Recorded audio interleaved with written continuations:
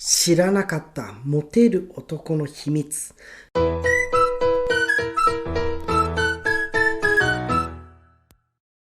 こんにちは。一生使える勉強法を書いているアッキーです。それでは今回はモテる男の39の法則、非モテから脱出したいあなたへについて解説していきます。世の中には2種類の男性が存在します。1人目は何もしなくても女性から寄ってくるビーチフラッグ型の男です。そしてもう1人は女性が群がってくるわけではないけど、狙った女性を射止める選手型の男性です。そして今回の動画ではビーチフラッグ型ではなく選手型の男性がモテるための知識をお届けします。というのもはっきり言って女性にモテる人、つまり女性が寄ってくるビーチフラッグ型になれるかどうかは顔とお金でほぼほぼ決まります。そのためビーチフラッグ型になることは非常に難しいです。ビーチフラッグ型の男性は限られたごくわずかな人しかいないです。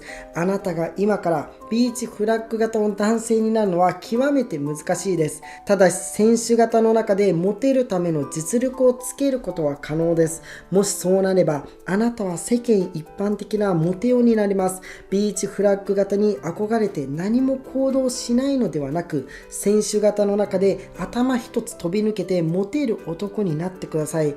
今回の動画はモテる男になるための10個のアクションプランを伝えます。ちなみにモテ男になるとビジネスでもうまくいく存在になりやすいです。モテ男になるためのアクションプランを学んで実践することで公私ともに充実させる第一歩にすることができます。今回の動画を見て参考になった、面白いと思った人はいいねやコメントをください。モテ男になる秘訣の1個目、好奇心旺盛な男になる。人は自分に興味関心を持ってくれる相手に対して好感を持つ生き物です。想像してみると分かりやすいです。もし仮にあなたの趣味や好きな音楽、そしてあなたがどんな人なのか興味を持っていろいろと話を聞いてくれる女性がいたら好感を持ちませんか？ちなみにこれは男女だけでなく友人関係だったとしても、自分に関心を持ってくれる相手には好感を持つ人がほとんどです。だからこそあなたは好奇心旺盛な人になって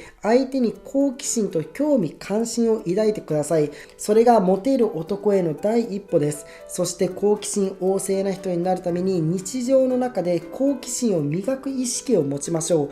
好奇心を磨く方法としておすすめなのは、好きなことをあと一歩だけ深く知ることです。この本の著者のシミケンさんは、美味しいお酒を見つけたら産地に行ってみたり生産者に会いに行ってより深い情報を集めています。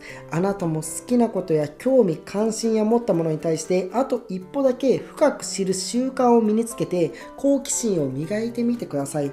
2個目、行動の早い男になる。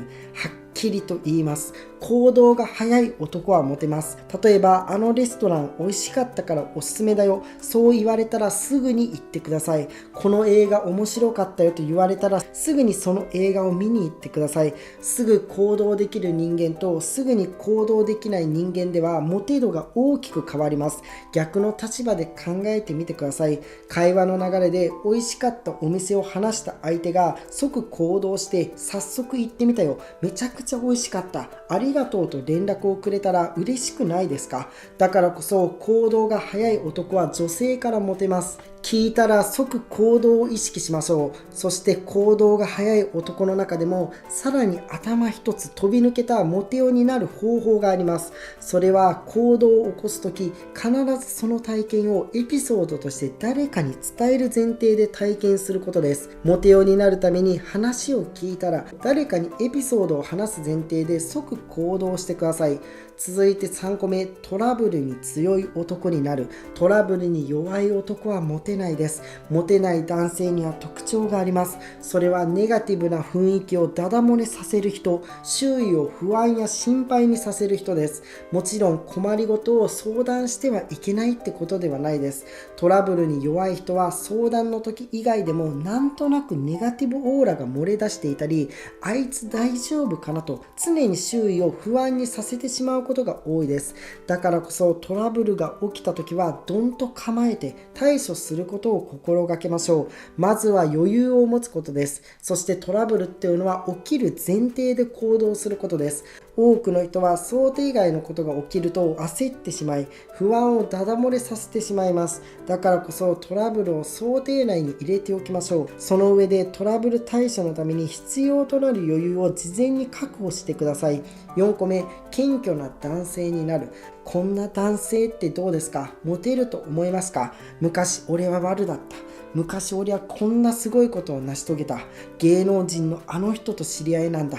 こんな風に変な見栄を張る人がいたら、その人にどんな印象を持ちますか？ちなみに世の中の大半の人はそんな人とはできるだけ距離を置きたいと感じます。だからこそ変な見栄を張るのはやめてください。謙虚であることは嫌われないために非常に大切なことです。店員さんに横柄な態度をとったり、車の運転が荒かったり、後輩や部下に対して態度が悪かったりなど、様々な場面で謙虚さを忘れてしまう人がいます。そして見栄を張ってしまっている大半の人は自分が見栄を張っていることに気がついていないです。だからこそ自分は大丈夫、そんなことはしていないという意識は捨てて、常に周りへの感謝と尊敬の心を持つことを心がけてください。続いてモテる男の秘訣の5個目、赤の他人にも優しい男性である。はっきり言います。モテる男は誰に対しても優しい人が多いです。そしてその優しさの範囲は好意を抱いている相手だけではなく、全くの無関係な人にまで及びます。以前インターネットの記事でイケメンほど電車で席を譲るという内容が話題になったことがあります。モテる男性は感情が伝染することを知っています。それが知識として知っているのか、感覚として知っているのかわからないですが、感情が伝染してモテる男は他人に優しくできる人が多いです。電車の中で小さな子供を連れている人が立っているのを見かけたとき、あなたはどんな感情を周囲に伝染させていますか？自分の感情で周囲を優しく明るくすることができる人こそモテる男の典型です。誰かが何とかするだろうではなく、自分が何とかする、この意識を持ってください。6個目、清潔感のある男性になる。清潔感とはモテ男になるためのスタートラインです。最低条件です。ここまで5つのモテ男になるためのアクションプランをお伝えしました。すべてに共通している大前提が清潔感があることです。不潔な人がここまで伝えたアクションプランを実行してもモテないどころか逆に嫌われることもあります。だからこそ最低限の身だしなみや清潔感を意識してください。そしてそのために最低でも次の5つを気をつけてください。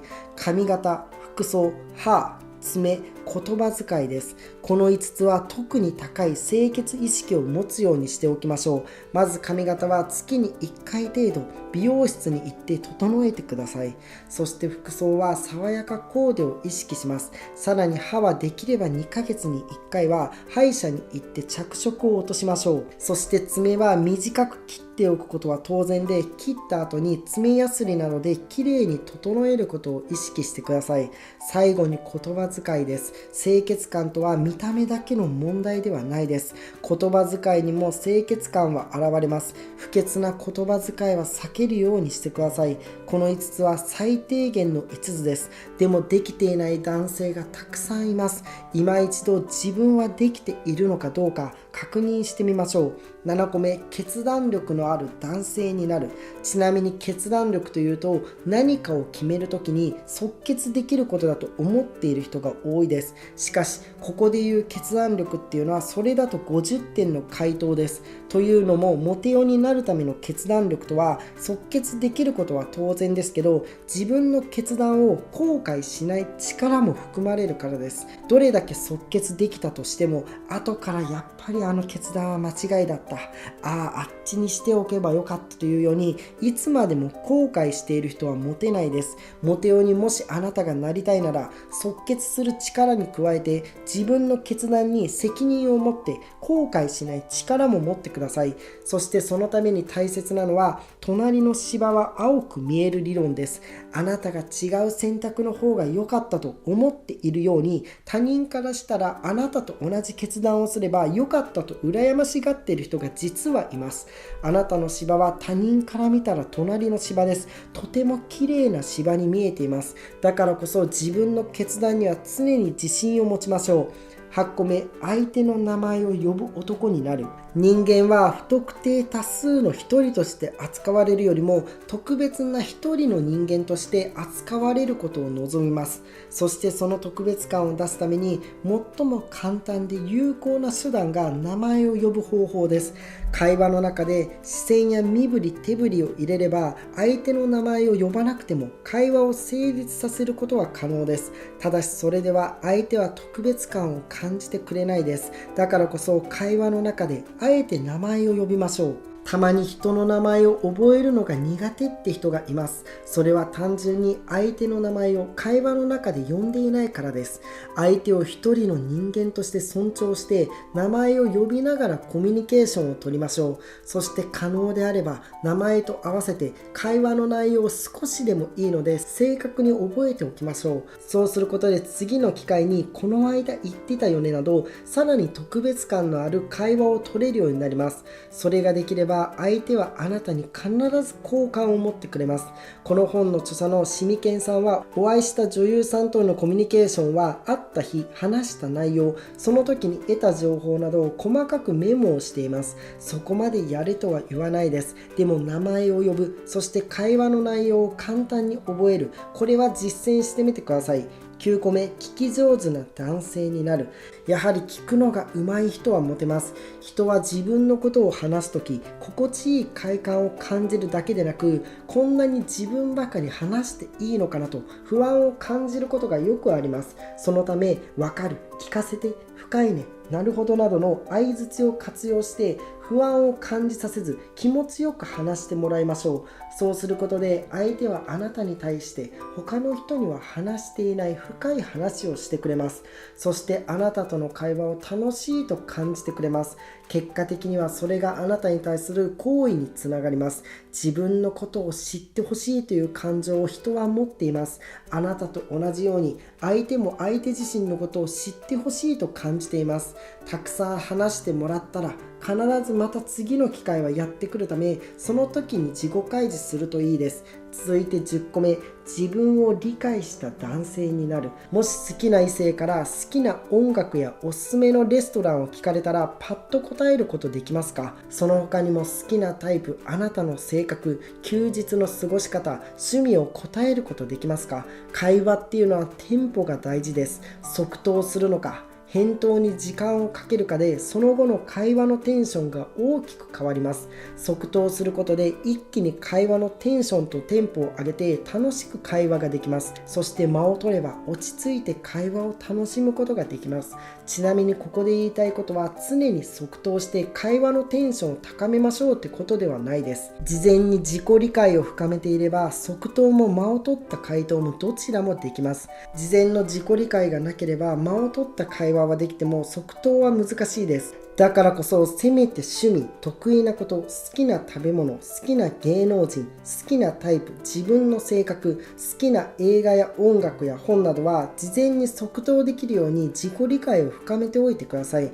この本を読んで思ったことがあります。それは仕事ができる人とモテる人の条件はほとんど一緒ってことです。仕事ができる人は好奇心旺盛です。行動も早いです。トラブルにも強いです。そして謙虚です。さらに優しくて清潔感もあって決断力もあります。モテたいだけでなく、今日伝えた10個のアクションプランを実践してモテる男になってください。そして仕事ができる男になってください。この動画が良かったという人はいいねボタン、コメント、チャンネル登録してもらえると嬉しいです。本日もご覧いただきありがとうございます。では次の動画でお会いしましょう。